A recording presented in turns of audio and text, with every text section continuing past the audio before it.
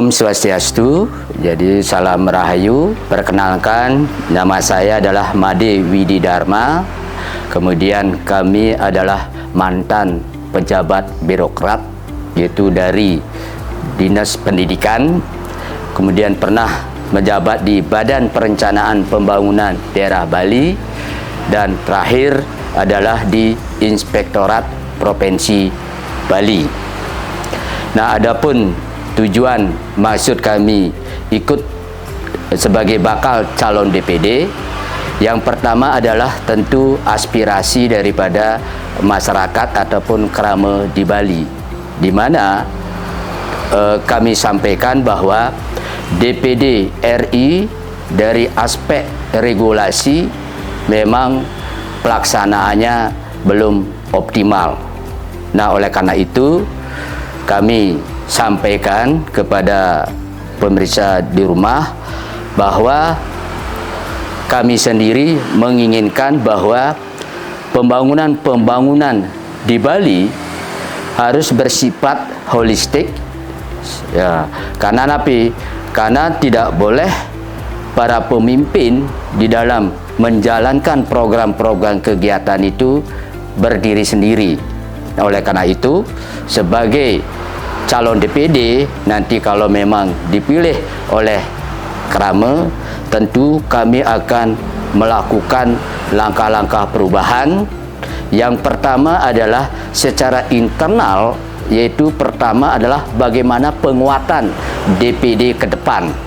Nah, penguatan DPD terdepan tentu kita cermati sampai sekarang bahwa regulasi atau kewenangan yang dimiliki oleh DPD ini adalah terbatas.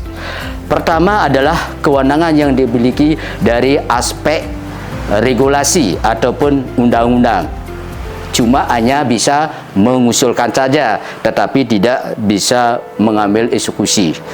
Yang kedua adalah dari aspek pengawasan. Mungkin pengawasannya ini hanya terbatas pada hal-hal yang dikondisikan ataupun yang disampaikan yang menjadi kendala-kendala yang dihadapi oleh masyarakat Bali.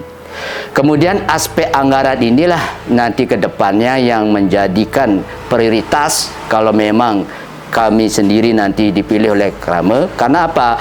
Karena kewenangan daripada kelembagaan baik itu DPD maupun DPR pusat seharusnya minimal setara. Kalau nanti diberikan fungsi-fungsi anggaran, saya kira nanti di dalam melaksanakan program-program kegiatan dapat berjalan dengan baik. Oleh karena itu, visi kami nanti ke depan itu adalah bagaimana Bali itu bisa maju, bisa aman, bisa damai, bisa sejahtera dan adil. Itu pun visinya saya kira semua kandidat-kandidat baik itu oleh calon gubernur, calon bupati maupun DPR, DPD secara idealis, secara ideologi pasti sama. Cuma persoalannya adalah visi khusus untuk di Bali itu belum pernah ada blueprint atau grand sign daripada pembangunan secara umum. Sehingga dengan demikian nanti ke depan, karena kita berbicara Bali untuk 5 tahun, 10 tahun, 15 tahun, sebaiknya harus membuat blueprint secara utuh dalam artian keterlibatan daripada publik, keterlibatan daripada komponen-komponen lain, membuat suatu dokumen sehingga siapapun nanti jadi gubernur dengan partai apapun, kalau memang siap melaksanakan blueprint seperti ini 5 tahun, 10 tahun, 15 tahun dan ke depan, saya kira itu layak untuk dipilih. Sehingga dengan demikian setiap pengganti gubernur, setiap pengganti bupati berbeda-beda kebijakan maupun arahnya. Dan kita juga menyadari bahwa kesalahan itu karena sistem, karena paradigma baru sebelum melaksanakan program kegiatan. Kalau kita melihat ke belakang lagi, dulu sistem perencanaan kita adalah menggunakan garis-garis besar haluan negara. Itu sudah ada pedoman-pedomannya yang harus dijabarkan ke masing-masing daerah, sehingga indikator maupun langkah-langkah konkretnya itu jelas. Nah, sekarang sudah dirubah dokumen perencanaannya menjadi dokumen rencana pembangunan jangka panjang, baik itu di pusat maupun di daerah, kemudian rencana pembangunan jangka menengah di pusat atau di daerah, sampai menyusun secara detail. Itu akibat daripada visi-visi daripada masing-masing gubernur. Tentu visi misi masing-masing gubernur pasti akan berbeda. Dia hanya bekerja pada tugas ataupun kewenangan selama 5 tahun ataupun paling terakhir 10 tahun. Nah, setelah itu bagaimana keberlanjutan? Makanya kami sarankan seluruh komponen bagaimana nanti pembangunan itu berkelanjutan. Berkelanjutan dalam arti untuk meningkatkan kualitas. Dan kita menyadari bahwa tantangan-tantangan pembangunan daerah Bali untuk ke depan, ini saran saya adalah pertama harus memikirkan terkait dengan kapasitas daripada sumber daya manusia di Bali. Itu yang pertama. Dan kita juga menyadari setiap pemimpin tentu memiliki sumber daya manusia yang bisa menjabarkan visi misi daripada Bapak Gubernur. Itu yang pertama nih. Yang kedua adalah terkait dengan koordinasi masing-masing stakeholder yang memadai, yang kualitas. Koordinasi mudah diucapkan, tetapi praktiknya tidak seperti apa yang diharapkan di dalam menyusun program-program kegiatan yang secara terintegrasi antara gubernur dan bupati. Nah, jangan sampai membuat program kegiatan itu berjalan sendiri. Nah, sehingga kita tahu persis kejadian-kejadian, tahu persis apa yang kita lihat, kita cermati kepemimpinan-pemimpinan gubernur yang terdahulu sampai yang sekarang. Itu. Yang ketiga yang perlu dipikirkan adalah memanfaatkan sumber daya yang ada. Dan kami menyadari bahwa sumber daya di Bali itu terutama akademisinya ini banyak sekali yang profesor doktor itu perlu dilibatkan. Tapi Anstungkare selama Pak Koster menjadi gubernur, banyak ahli-ahli ataupun akademisi dipakai untuk bisa membantu ataupun membangun dari program-program yang dirancang oleh Bapak Gubernur. Nah, ini yang perlu nanti ditingkatkan. Selanjutnya yang perlu mendapatkan perhatian menurut ke depan itu adalah terkait dengan sarana prasarana yang memadai.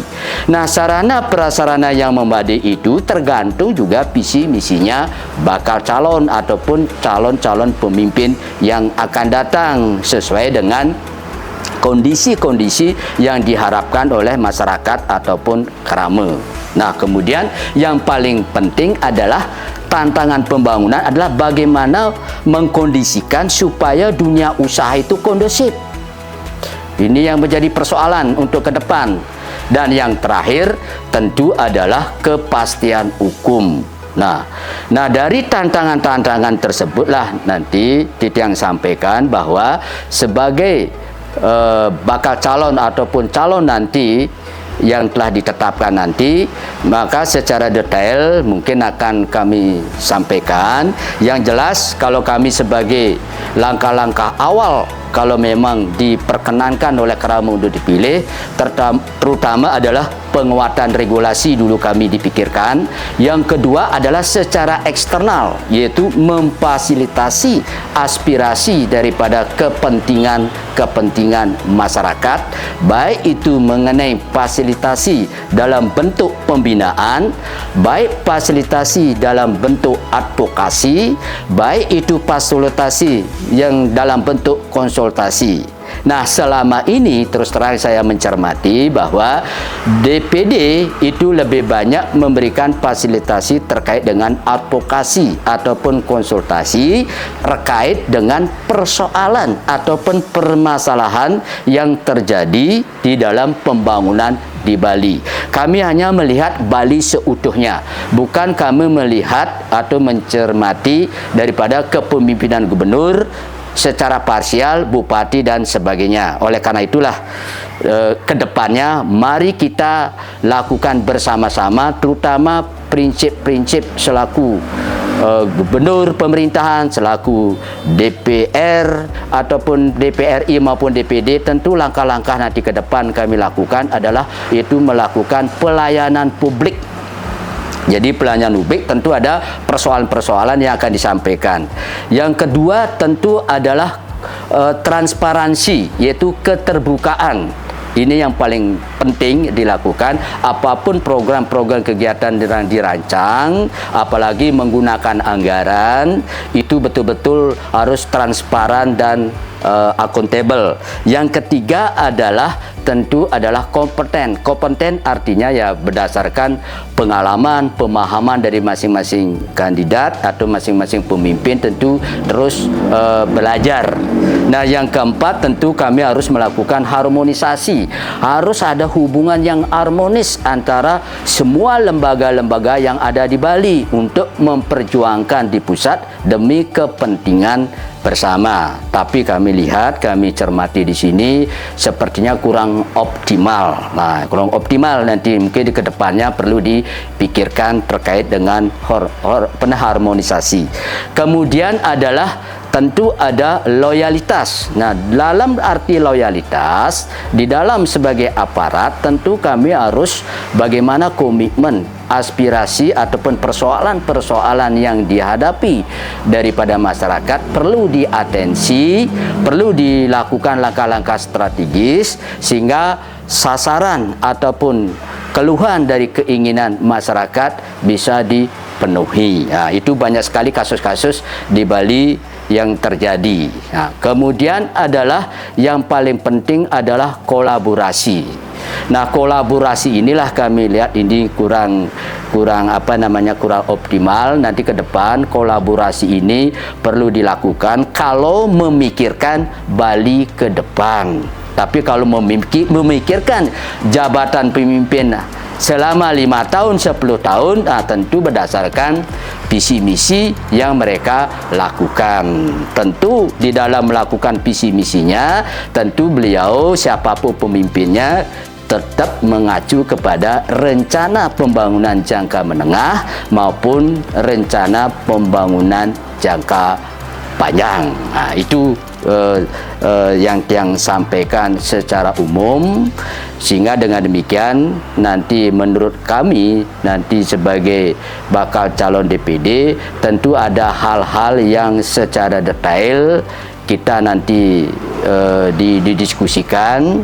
Mudah-mudahan nanti yang paling pertama niki kewenangan niki bisa berjalan dengan baik sehingga aplikasi implementasi nanti di lapangan bisa berjalan dengan baik ya. Jadi grand design yang saya inginkan, mulailah duduk bersama para tokoh, para akademisi, semua komponen membuat blueprint selama 30 tahun. Silakan itu nanti diuji publik kepada masyarakat sehingga itu nanti sebagai pedoman siapapun gubernur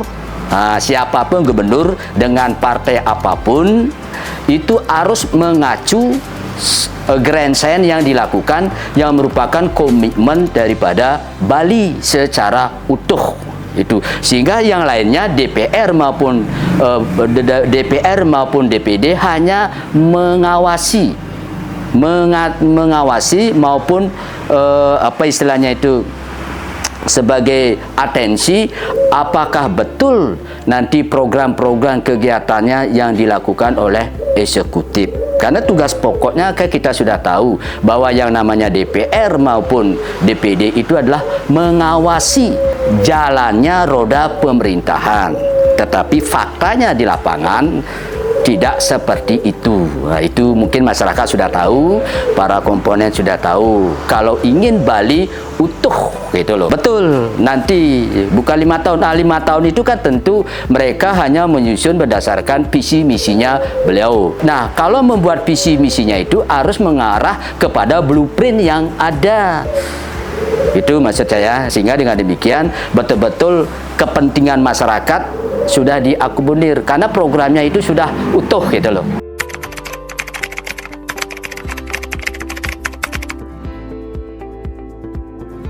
Saya sampaikan di sini karena saya orang dalam, artinya pernah menjadi bawahan Pak Gubernur. Saya tahu persis bahwa beliau melakukan itu sesuai dengan mekanisme dan prosedur yang ada, dan tentu dia mengacu kepada rencana pembangunan jangka panjang maupun rencana pembangunan jangka menengah. Jadi proses-proses perencanaan pembangunan yang beliau lakukan itu menggunakan perencanaan yang berbasis anggaran, politik anggaran. Nah, jadi kalau sudah politik anggaran ini perlu ada kesepakatan antara pemerintah dengan DPR apa-apa saja yang diusulkan. Kedua, memang ada proses aspirasi dari bawah ke atas atau juga dari partisipasi masyarakat sudah ada. Nah, oleh karena itu memang kepemimpinan Bapak Gubernur, mungkin semua orang lain sudah mengetahui, fokusnya ini lebih banyak kelihatan di masyarakat itu adalah infrastruktur dan penguatan desa adat.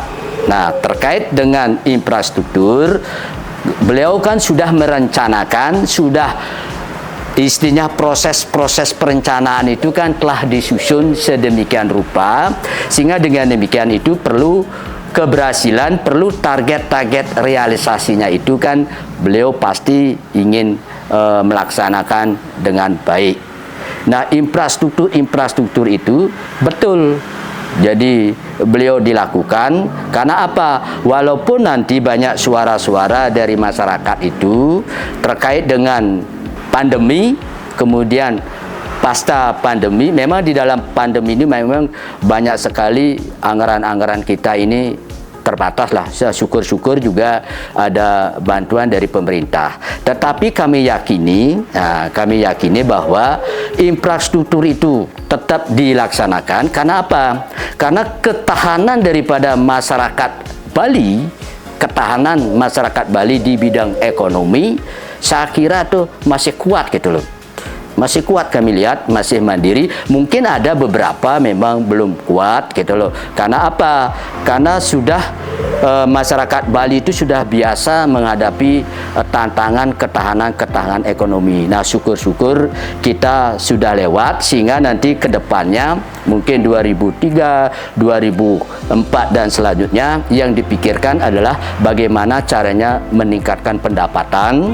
Nah, kemudian yang kedua, bagaimana meningkatkan kesejahteraan masyarakat.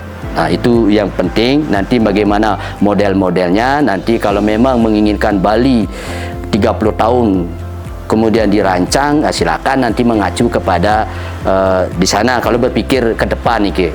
Tetapi kalau tadi saya sudah sampaikan, kalau berbicara nanti visi ya 5 tahun kemudian tidak ada pedoman aspirasi dari masyarakat, ya jelas nanti siapapun pemimpin pasti mereka melaksanakan sesuai dengan target atau rencana-rencana. Nah, sekarang tergantung dari penilaian daripada masyarakat. Nah, kemudian program-program yang dilakukan oleh Pak Gubernur, yaitu ada program yang disebut dengan bidang pangan, sandang, papan, itu sudah dibuatkan regulasi-regulasi. Kemudian juga kegiatan pendidikan dan kesehatan, khususnya kesehatan juga sudah dibuatkan, banyak sekali dibuatkan regulasi-regulasi. Kemudian yang ketiga terkait dengan jaminan sosial dan ketenaga kerja juga banyak sekali nih ke pergub atau perda yang ditularkan atau diterbitkan. Kemudian juga perda atau pergub terkait dengan penguatan daripada desa adat, dan terakhir juga pariwisata, kemudian didukung oleh infrastruktur. Nah, dari pergub ataupun perda itu banyak dilakukan. Memang akui nih di lapangan itu belum optimal, tetapi minimal langkah-langkah strategis itu sudah ada, sehingga dengan demikian siapapun nanti pemimpinnya nanti ke depan setelah tahun 2024, mereka hanya tinggal mengeksekusi saja menurut pandangan kami, karena aturan-aturan itu sudah ada dibandingkan dengan gubernur-gubernur yang dulu, di mana peraturan-peraturannya itu belum maksimal. Nah, terkait dengan penguatan desa adat, kami sangat concern sekali terkait dengan penguatan desa adat. Karena apa? Karena kami sendiri, mungkin calon DPD, mungkin dengan teman-teman yang lain juga merupakan warga daripada desa adat. Nah, strategi-strategi nanti di dalam penguatan desa adat, pertama adalah yaitu bagaimana memperkuat daripada pemerintahan dan lembaga-lembaga adat. Nah, sekarang kan lembaga adat sudah masuk istilahnya bagian daripada dinas-dinas pemajuan adat. Itu nanti yang dipikirkan nanti Bapak.